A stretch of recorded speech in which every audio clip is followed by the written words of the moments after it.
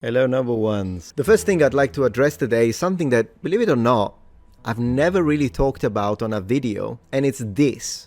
This is called the Dendera Light, Dendera being the town where this was found, south of Cairo. There is a lot to talk about, and considering the fact that I did make recently a video on the ancient Egyptian helicopters and whatnot, well, this one kind of connects to that. It's also called Dendera Light Bulb from ancient Egypt, and then some people use this as proof that the ancient Egyptians had electricity because they could build a light bulb. I mean, this has been discussed for years. One is because, I mean, it's funny, so it even has its own Wikipedia page. So, and I always love talking about these things. I just wish that these ideas were backed with more evidence, because I would love it to be true, regardless. I wanted to talk about it because, as you know, we've been talking about the pyramids, the discoveries, the structures under the pyramids, and one of the things that has surfaced as one of the reasons why there are allegedly pillars under the pyramids of the Giza Plateau is for the production of electricity. That's one of the reasons. One is structural support. The other thing that has been pushed by the likes of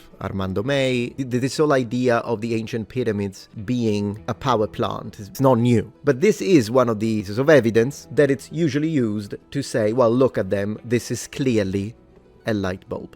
So we're gonna go into this, we're gonna dive into this, we're gonna look at what it is, where the site is, when it was made, that's another thing, where it's found, what structure, what it could mean, because the thing is, I'll grant you this. When you look at this in a vacuum, so we just look at the images, it does look like a light bulb. Well, it's a very elongated light bulb, and most importantly, it's a huge freaking massive light bulb, isn't it? I mean, honestly, this thing would weigh a freaking ton. And I mean it, by the way, because if this is a light bulb, look at the size in comparison of the guy who is holding it. So this is like a 2.5 meters light bulb. But then we're gonna discuss about why it would weigh a ton, but it would. For now, just trust me, it would weigh a lot. So if we want to say, no, it is a light bulb, okay, then you have to consider the fact that it's very different from how a light bulb is today. We go into very kind of rarely used shapes.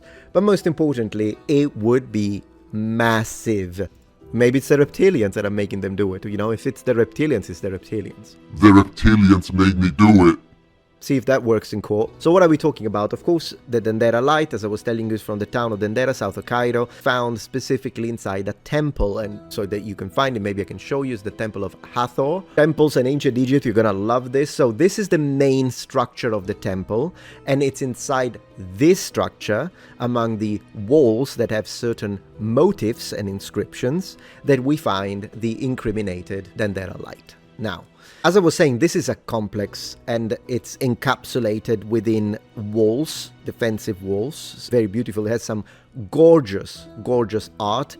We'll get back to the art, the way it looks now, and the way it looked when the temple was discovered and reorganized and studied. We'll talk about that, particularly the ceiling, because it really has to do with this whole situation, and it kind of helps us shed some light, pun intended, on the Dendera light bulb. What I like about this is that the whole complex is relatively ancient, in the sense that we are talking about the pharaoh Pepe I, so 6th dynasty, when some of the first buildings started to be, or structures started to be constructed, but then more construction continued in the 18th dynasty. But at the end of the day, and this is a very important element here, this building, the main building, and the subterranean crypts are Ptolemaic. They're from the Ptolemaic period. Well, this one specifically, probably 55 BC. So it is ancient, but it isn't as ancient as some people make it sound to be.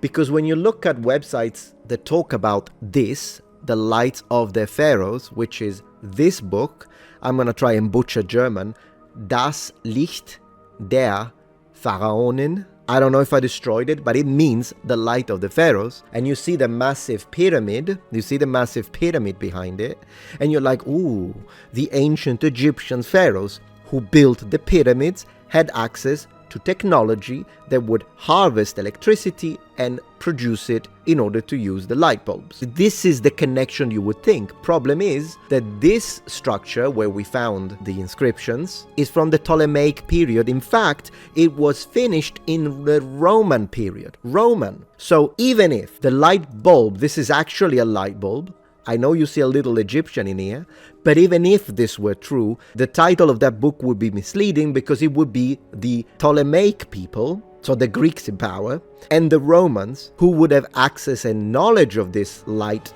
bulb electricity device, and they would be the ones who then represented it on the walls. And also this then begs the question, if the Romans had access to this technology, then why the heck don't we find any light bulb in the Roman context? And the reason is simple, because it wasn't a light bulb, and this was an Egyptian thing. It had to do with their mythology. As you know, the Romans' approach to foreign mythology is, oh yeah, worship whoever you want, as long as you pay taxes and you remember that the emperor is the greatest god of all. Do you have a problem with that? Say yes, I dare you. Diciterum, as you would say in Latin. And they say, no sir. Okay then, build this. Great. Draw whatever the heck you want, who cares? That's how the Romans approached, in a very simplified, superficial manner, foreign people's mythologies and pantheons. They don't care. Now, whether we place this temporally, and we place this geographically, having said that, let's examine the light bulb, ladies and gentlemen. So, as I was saying, there are several of these, but I think the one that usually is used more commonly is this one that I'm now hiding because I'm a Muppet. Wow! Okay, I'm back. This is the one that we are gonna use as a basis. What have we got here? So in theory, the way that this has been explained is the following. This is a massive glass light bulb. The thing that you see in the middle is an incandescent filament, so similar to the technology that we have, that's the part that glows in a light bulb and produces light. Then this section here would be the socket, where you screw the, no puns intended with what you were imagining, where you screw the light bulb to connect it. And then this would be the power cable that goes all the way to this.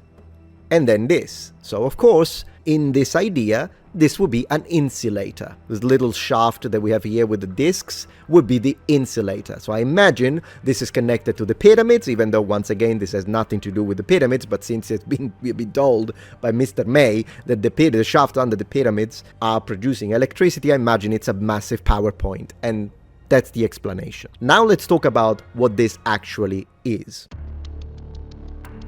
So the way this is represented is the following.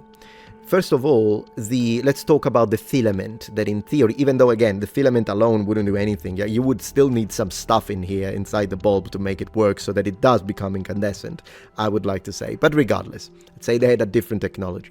This is not a filament, this is a serpent. This is a serpent, and it's a representation of a god or creation. By the way, this is not me saying it, it's not even archaeologists saying it, it's them saying it, because there is an inscription that I'm gonna read that tells us who this is, and it's on top of this, like it's there, it's on the freaking wall. Like, can you imagine? Like, it's literally lit in there, and people are like, oh, I don't know, I don't want to see it, that's what they say. They don't say, oh, this is a gift from the gods that we use, a device that we use, an object, maybe they didn't have the word device, an object that the gods have gifted us, and this object is used to produce light in the darkness. I mean, if this is what was written on the walls, I'd say that, people would have a better approach to this, but oh no, they tell us, it's the snake god of creation. And so this is what this is. And what's interesting about this snake god, and we see this in other sections, is that he is said within Egyptian mythology that once you had this primordial sea from which everything was created, including the gods, what's the first object that appears from under the waters of this primordial sea? Lotus flower, right here. This is the lotus flower. And the Egyptian mythology tells us that this snake, this god, this deity, emerges from a lotus flower. So, to give us a parallel, because of course we are not ancient Egyptians, we do not understand, unless you study this and you look at this, well, you don't know the religion behind it, and so you don't recognize this symbolism. Now imagine that someone from 2000 years sees a representation of Christian imagery, and they completely misrepresent it because maybe they see the cross, but they don't know anything about it. They don't know that it's a representation of our God, for me, because I'm a Christian, but I'm saying it's a representation of my God because he died on the cross and then it was resurrected on the third day. Now, from someone in 2,000 years from now that imagine there was a cataclysm, we lost all data and information, they have no access to that, but they do find the cross on a wall, but that cross looks a little bit like some kind of technology that they have 2,000 years in the future. They will look at it and they might think, oh gosh, did they have this technological, whatever the heck it is, marvel that they made, right, with their own material? No, it didn't. It was a representation of Jesus Christ and the way he was crucified, because there is a connection between the cross, which was the object, and then of course if they study our history and then they study Roman history and they know how the Romans used crucifixion and what, all of that. So once you have an understanding of the religion in question, you will immediately recognize, oh, of course, that's the serpent god of creation, which, by the way, in this period, because we are in the late Ptolemaic period, there had already happened a certain level of syncretism between this snake god and Amun-Ra, the sun god. So these two start to be merged, and so it's a representation of Amun-Ra as well, and he comes from the flower. So this flower here is not a socket, it's a freaking flower. It's the lotus. This here, which is once again being considered to be, oh, it's an insulator for electricity. No, this is another piece of iconography that you find everywhere. In fact, it's over here as well, and it's called a jet. The transition into jot when it comes to Coptic, a pillar that it's a symbolism of stability. We find it all over the place. If you have ever seen an ancient Egyptian amulet, boom, they have these all over the place. And yeah, it's not an insulator for electricity, because then it would only be connected to this device. No, we find it everywhere because it's a representation of stability, but it's often sometimes connected to the god Osiris. In fact, in the hieroglyphic imagery, if you see this and a pair of eyes, then you can pretty much double down and be like, okay, in this case, it's a connection to Osiris. So yeah, that's what this is. Now, what about the bulb? Now we've discussed the serpent, the filament, we've discussed the socket, the flower, we have discussed this. What is this? Well, this is a representation of creation. In fact, it's the womb of a goddess of life. So we know what this is. And once again, it's written all over the wall. This is the part that amazed me the most when it comes to the relief. If this was only interpretation based on mythological understanding of their religion, then you could be like, well, yes, but it's written. It's on the wall. It's everywhere. So it's like, read it at this point. Just read it. They'll tell us what it is. Oh, this is what I wanted to tell you before I forget. This is really important, actually. And it's really the funniest thing ever. So going back to the temple for a moment, you will see that a lot of the walls have the beautiful paints, right? We can see them. And particularly if you find this image, which is the image, you can see the columns and the top of the column. So this is the ceiling. In the 19th century, when this was opened, it didn't look like this. We had to freshen it up, meaning that this had to be deeply cleaned in order to restore the original colors and actually be able to observe the gorgeous art. Now, do you know what it was covered in when they opened it, apart from dust, obviously, since I get dust on my computer if I don't dust it for like 3 days. Imagine hundreds and hundreds of years. Blood, you say? No. Soot. I need to show you this. I'll show you a visual representation because you gotta see it. You gotta see it because this is gonna be amazing, guys. Produced by, wait for it, torch fire. Torches that have been lit up for hundreds of years produce so much soot that the residual covered up and needed to be cleaned. Here's my question. Why the heck are they using torches if they have light bulbs? Huh? Now what? Checkmate? Checkmate? I'd say this is checkmate, because if they have light bulbs, I'm sorry, there should be zero soot. Zero. In that freaking temple. We find evidence of... So, what did they use to light up the rooms? Torches. Thus, this is not a light bulb. And they didn't have electricity. You are welcome. You're welcome. Another thing that I wanted to say about this is the following. I found an image that I want to share with you because, of course, let me see where I put it. I think I put it in a dedicated folder. But Metatron, if this is the serpent of creation and it comes out of a lotus flower, shouldn't we find a representation somewhere else that shows just that? And here it is. In this case, they did it without the light bulb, but you can clearly see it's a serpent. There is no way anyone can look at this and tell me it's the filament of the inside of a light bulb with a straight face. And here is the exact same lotus, and in fact, in this specific image, it's on top of a barge.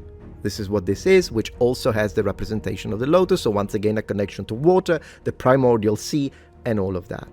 The only difference is that in this case you don't have the rest of the creation universe, which once again represents the womb of the goddess of life. So yeah, no, this is what it is. It's just how it is. Where did I find this? In the same freaking temple.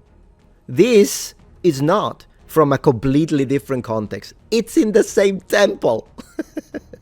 I know it is interesting stuff when you actually look at the real stuff behind it without the, oh, this is a light bulb. And one of these days, maybe tomorrow, I'll do a live stream dedicated to the laptops in ancient Greece, which is another one that will, with the USB ports. We'll talk about that on a separate one. But for today, I kind of wanted to explore this because when you actually, I think sometimes, even though I do love the ideas behind some of these alien, because I like the idea of alien stuff, mostly for gaming, but I do like it.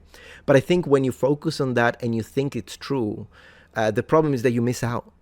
And that's really the saddest part about it, because the reality around it is so much more interesting to actually look and figure out how these people thought. That's what I like, personally. What I can tell you, though, is this. So another thing I wanted... Yeah, so let me read to you now one of the inscriptions on the wall. Harsomtus, the great god who is in Dendera, who rises from the lotus flower as living Ba, whose perfection is risen by the images of his Ka, whose image is worshipped by the crew of the day barge, whose body is carried by the jet pillar, below his image the primeval beginner, Hathor, and whose majesty is carried by the companions of his Ka.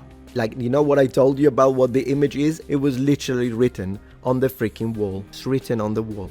It tells you everything. It tells you about the pillar, it tells you about the serpent, the creation, the lotus.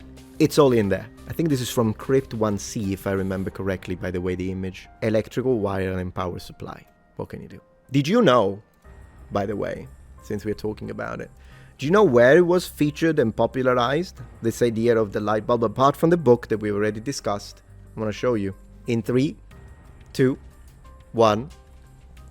Ladies and gentlemen, color me surprised. Could you imagine that this is actually called history? Yeah, this guy talked about it. The bulb, yeah. There is an episode. I think it is what made his hair like this. He probably touched the bulb. Also, why are the aliens always naked?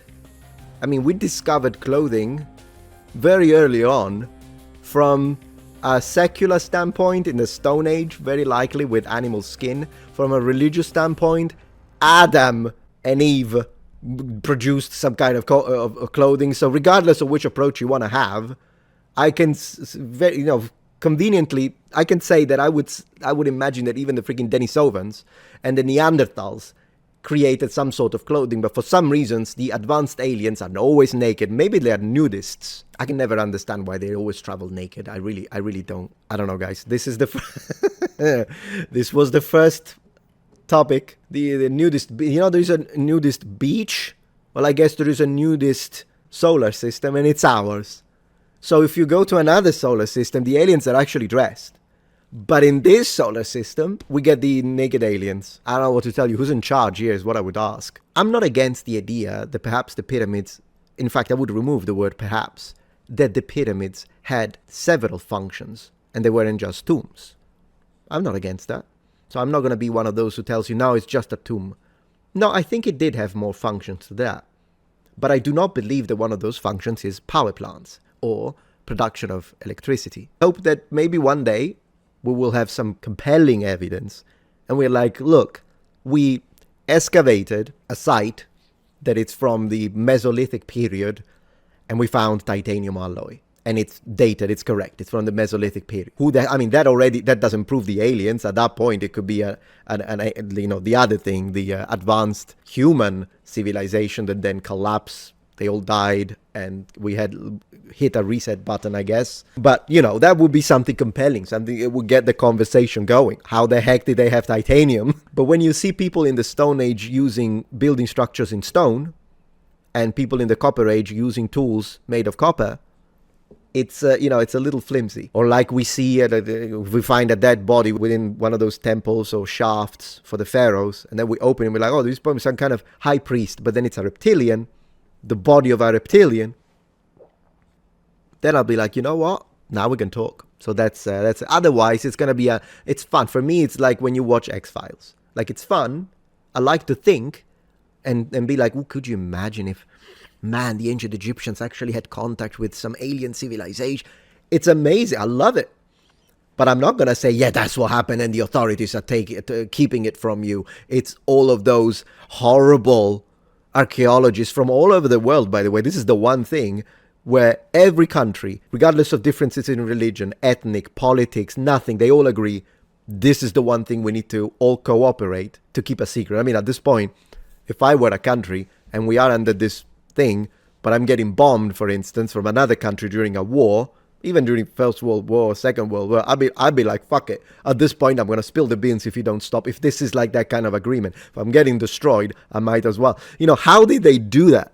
How did they do? So basically, you're telling me that like the Russians during the Soviet Union and America, they were like, we hate each other, Cold War and everything, but don't spill the beans. Make sure your archaeologists are going to hide the same thing that my archaeologists are hiding. This is the thing about conspiracy theories oftentimes. And again, there are some conspiracy theories, and I'm like, this used to be a conspiracy theory. What about now? It's been proven to be right. Occasionally it does happen. But I'm like, could you imagine the level of coordination and cooperation between foreign powers that are often enemies? But on that one thing, they're all together. We need to hide the reptilians. I mean, unless it's the reptilians that are making you do it. Then at that point, I'd be like, you know what? Maybe it's the reptilians that are making them do it. If it's the reptilians, it's the reptilians. The reptilians made me do it.